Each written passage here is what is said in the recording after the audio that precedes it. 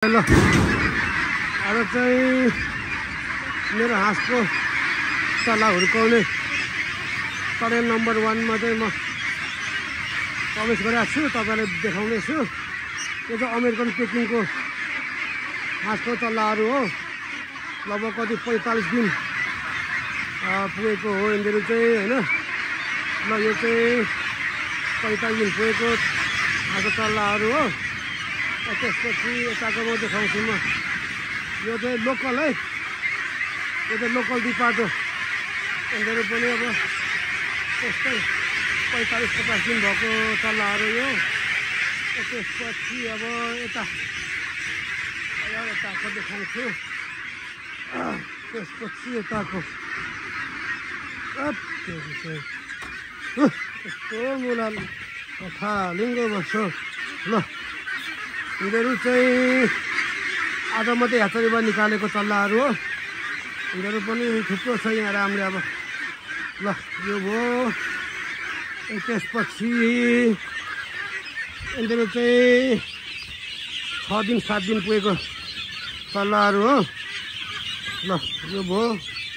त्यसपछि यता यो छ, यो चाहिँ 20-22 दिन पुगेको चल्लाहरू हो हैन। अब त्यसपछि यता आयो, यो चाहिँ अलिक जेठो हो। यो प्युर लोकल भएर अलिक सानो देखिन्छ। 40-50 दिनकै हो चल्लाहरू चाहिँ हैन। त्यसपछि यता यिनीहरू चाहिँ भर्खरको यो पनि 10 दिन पुगेको चल्लाहरू हो। ल यो चल्ला हुर्काउने डिपार्ट चाहिँ अब यस्तै छ हैन। यहाँ सरर म तपाईँ देखाउने छु।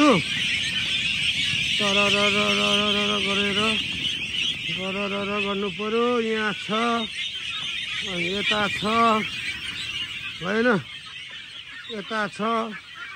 अब सानो खालको डिपार्ट यता छ, यहाँ राखेको छु होइन।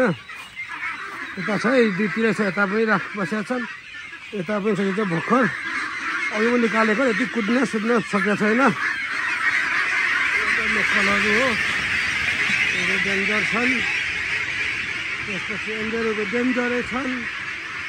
यिनीहरू अब बेच्ने बेला हुन आँटेको।